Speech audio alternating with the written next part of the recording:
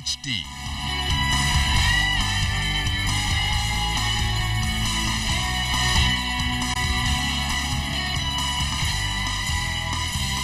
ZNS Network presents The Bahamas Tonight. This portion of the news brought to you by BTC Everyday. Welcome to the Bahamas Tonight, the weekend edition. Good evening, everyone. I'm LaDawn Davis. Thanks for joining us. Topping the news tonight, the Bahamas agrees with the Commonwealth's position on climate change as it also gives considerable attention to youth and terrorism.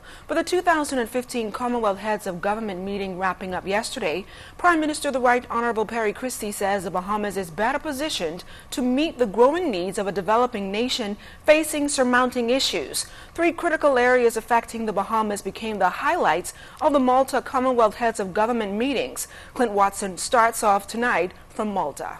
We will have extensive discussions on perhaps what is the most important subject in the world today, short of terrorism, and that's climate change.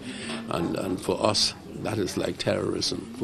And with such a crucial issue facing the Bahamas, our country has supported a legally binding agreement on climate change and stands with the Commonwealth on a communique pushing this issue as it heads to the big showdown in Paris this week for the United Nations Climate Change Conference. We support lowering global warming to 1.5 degrees or lower Celsius. Right? And I said we are also opposed to the criteria of per capita income. We want the emphasis to be on vulnerability. Small island countries like the Bahamas, who have a determinant as to what our per capita income, it doesn't speak to it. And I then told them the story of Hurricane Joaquin. And I said, and we don't have anyone to turn to.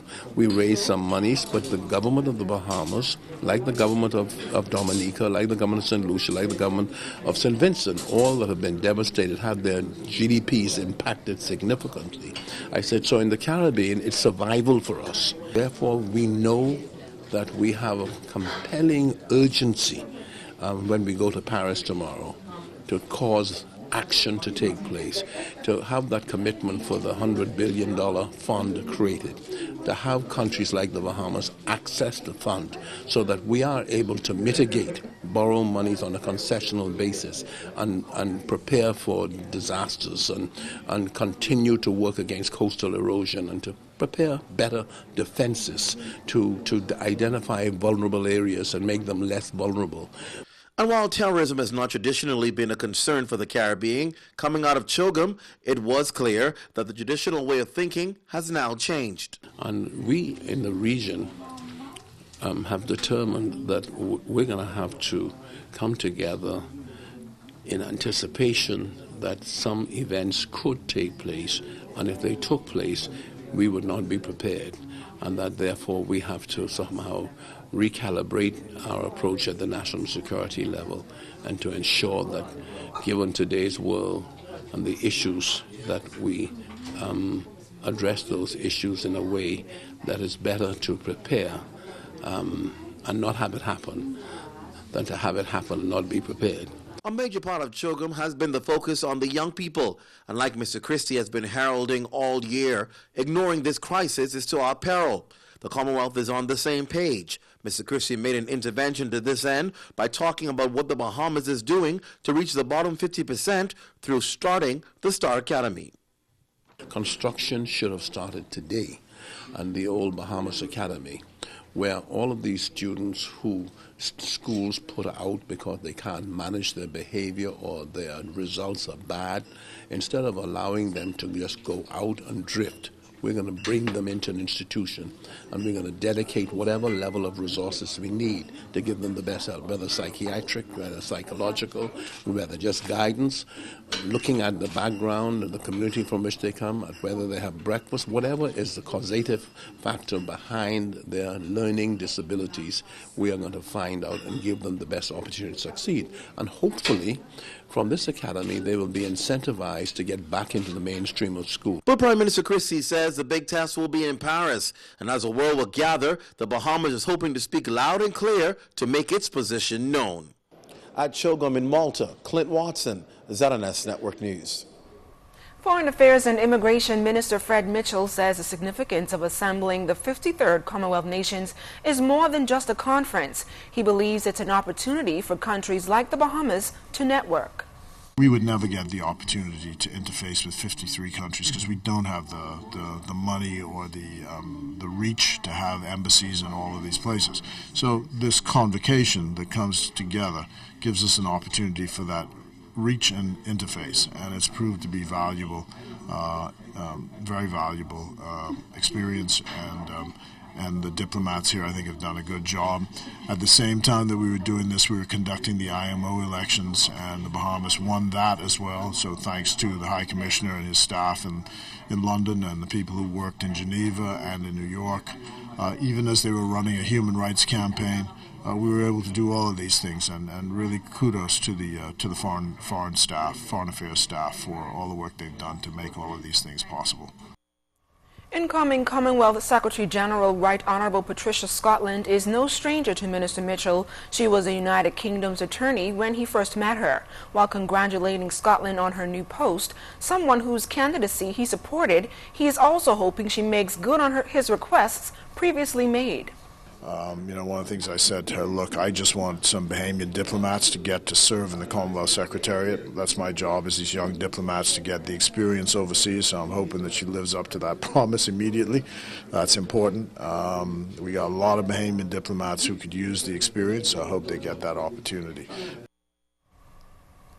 Former Director of Archives, educator, historian, and author Dr. Gail Saunders was sworn in as Deputy to the Governor General this morning at Government House. Chief Justice Sir Hartman Longley conducted the ceremony.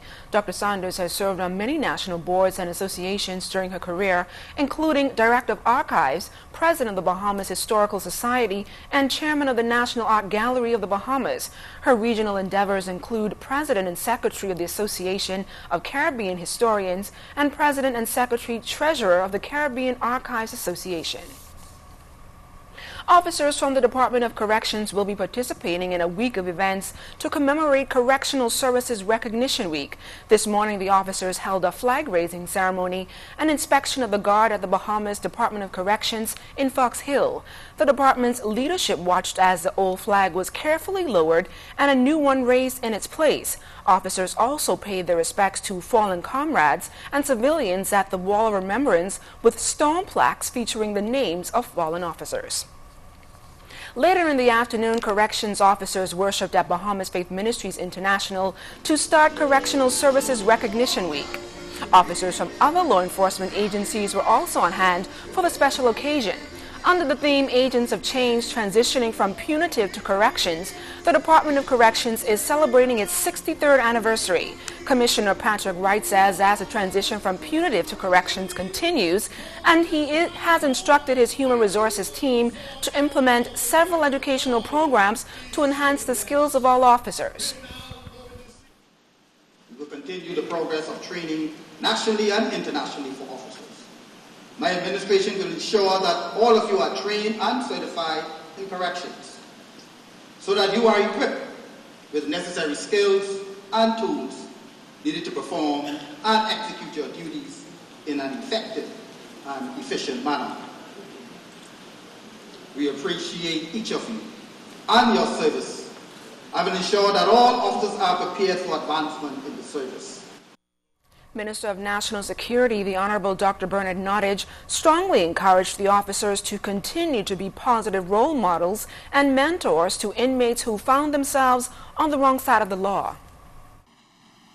We have seen an unprecedented number of young people, particularly young men, who have committed murder and other heinous crimes, who are placed in the protective custody of the state at the department. This therefore places you in a strategic role in the war against crime. Your job must, by its very nature, become one of being a role model and mentor to these inmates as you perform your security and rehabilitative duties. Inmates must be able to see in your behavior positive sparks that they will wish to emulate over time. Correctional officers, your responsibility is to assist in the reform of inmates to prepare them for return to the society as productive members. Coming up, another large cruise ship may dock at the port of Nassau next year. We'll explain when the weekend edition continues.